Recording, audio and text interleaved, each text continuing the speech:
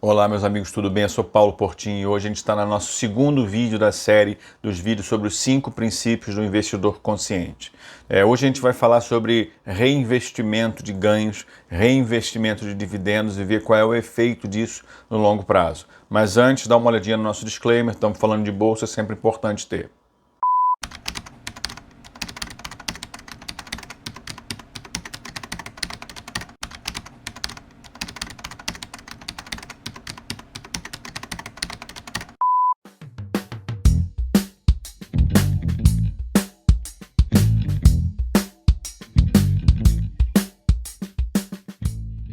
Então, gente, quando a gente fala sobre reinvestir, né, normalmente a gente está pensando em reinvestir os dividendos.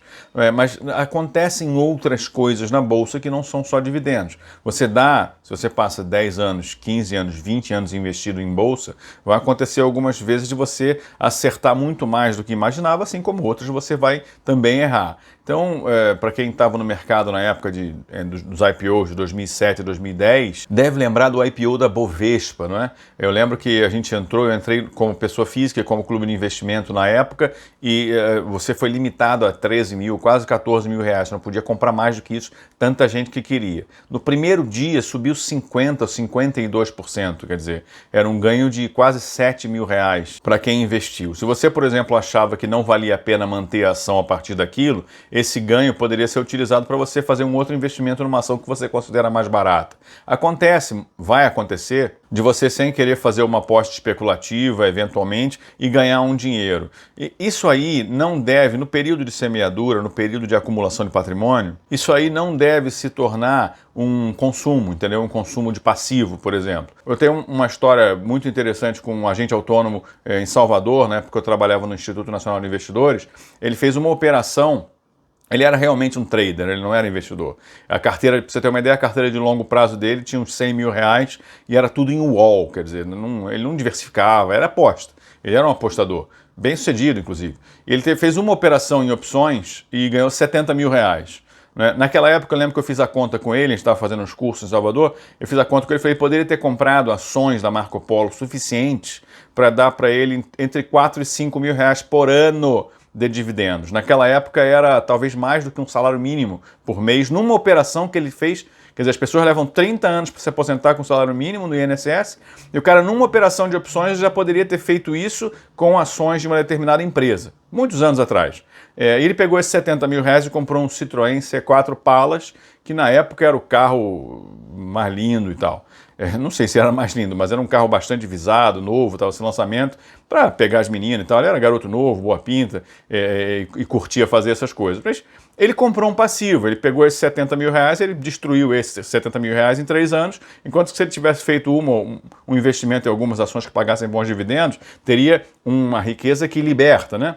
Para quem leu o meu livro Quanto Custa Ficar Rico, o título original dele era Riqueza que Liberta, Riqueza que Aprisiona. Para você entender que o fluxo de dinheiro que entra no seu bolso, ele pode te libertar ou pode te aprisionar dependendo do seu padrão de consumo. Nesse caso específico, esse rapaz, em vez de conseguir uma libertação de 4, 5 mil reais por ano, eventualmente para sempre, né?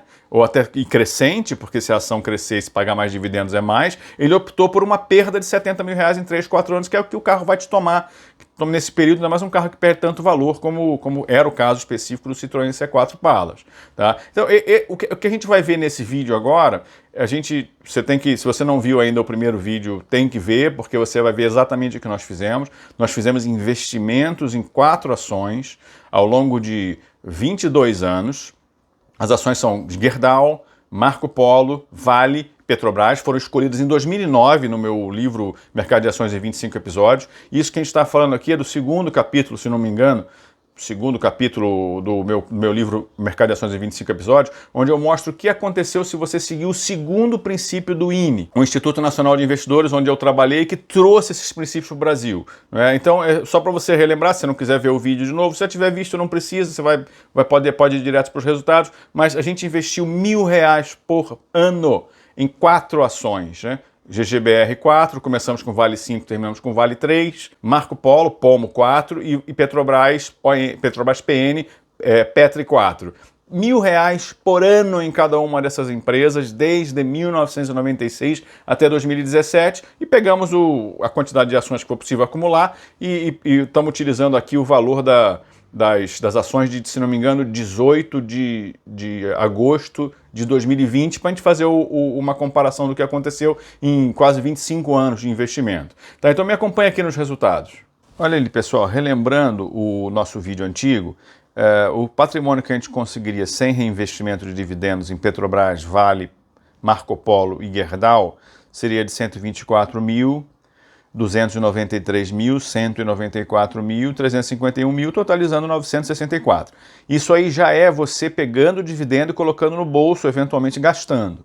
Tá? Se você reinvestisse os dividendos de cada uma dessas empresas, na Petrobras você iria de 124 para 151 mil, razoável. A Petrobras nunca pagou tanto dividendo assim, né? A Vale já pagou dividendos melhores, principalmente no passado, e ela chegaria, em vez de 293 mil, você conseguiria 503 mil reais.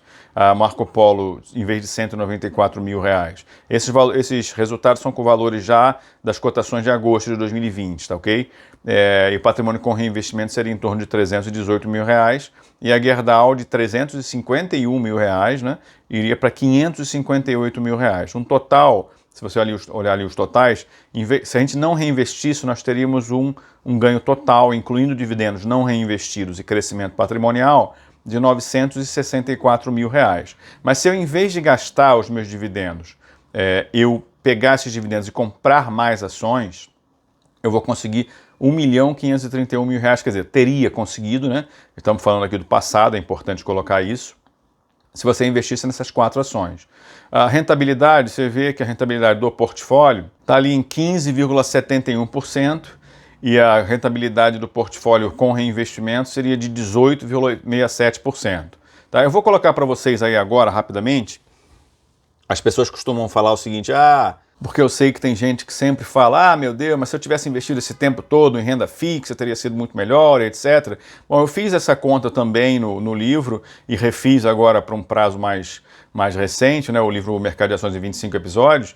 E, assim, realmente nós tivemos pelo menos até ali 2007, nós tivemos um juro absurdamente alto no Brasil. Você vê ali em 1996, nós chegamos a ter 2%, 2,5% ao mês. Se você olhar ali em dezembro de 1997, seria o equivalente a 3,04% num mês. Eu lembro bem dessa época, né? E isso aí realmente poderia ter feito você ganhar muito dinheiro. A questão é que se você fizer o mesmo tipo de investimento, quem viu o primeiro vídeo deve lembrar que não faz sentido a gente colocar o Lump Sum Investing, investir tudo de uma vez. Você não pegaria, por exemplo, 88 mil reais em 1996, que era um dinheiro enorme, dava para comprar apartamento em Ipanema, eu lembro disso, eu morava lá na época, você poderia comprar um apartamento em Ipanema em 1996 com 88 mil reais, você não pegaria tudo isso e jogaria na bolsa, mas você faria isso na renda fixa. Então, fazer lump sum investing em renda fixa está correto, na bolsa não. Então, o que eu comparei, obviamente, não foi colocar todo o dinheiro em bolsa em 96, todo o dinheiro em bolsa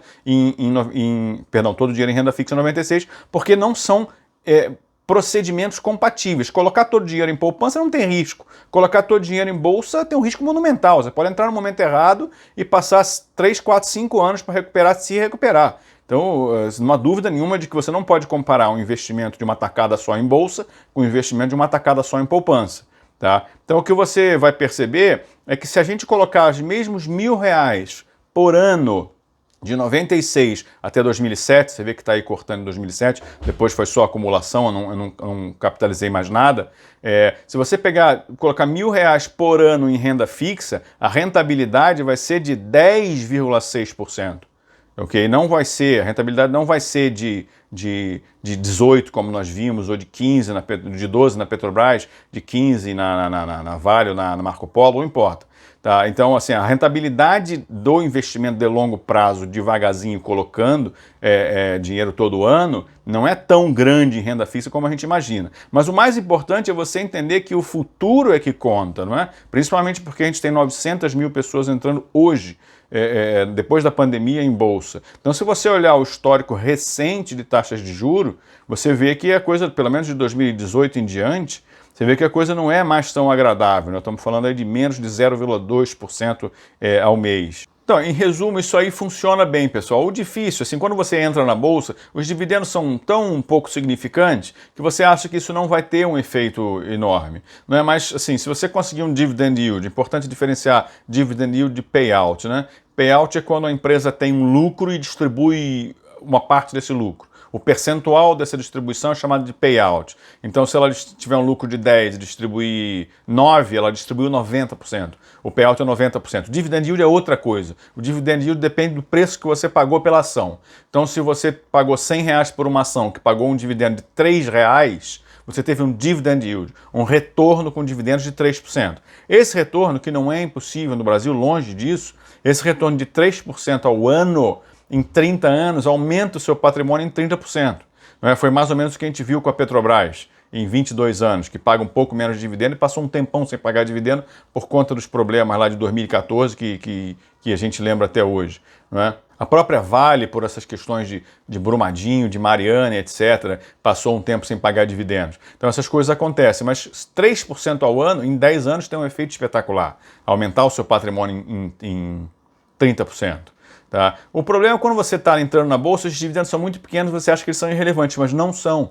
Tem que dar atenção para eles e fazer o reinvestimento. E principalmente, na hora que você der uma sorte, você sem querer se posicionou numa empresa que foi comprada, acontece bastante. A empresa está sendo negociada a R$25, você espera que ela chegue a dobre de valor em 5 anos. Aí chega alguém para comprá-la, oferecendo já hoje, né? Aqui, em vez de 25, R$50. Você está vendido, você vai acabar vendendo a ação obrigatoriamente. Né? E aí você vende aquela ação, tem um lucro de 100% em 6 meses que você esperava ter em 5 anos, aí você faz e compra um carro. Sabe? Isso é comprar passivo. Não, você tem que comprar ativo, porque aquele dinheiro que está ali é o dinheiro que vai fazer você se aposentar. Tá? Então esse é o segundo princípio, pessoal. A gente tem o dinheiro que vai para o mercado, para acumulação, fica no mercado. Para que você consiga acumular o patrimônio, como fazem milhões de investidores ao redor do mundo, estou falando investidor, não especulador, para garantir que a sua, ainda mais agora numa realidade de renda fixa muito ruim, que não só no Brasil, mas no mundo inteiro, a gente precisa conhecer como acumular patrimônio em outros instrumentos de investimento.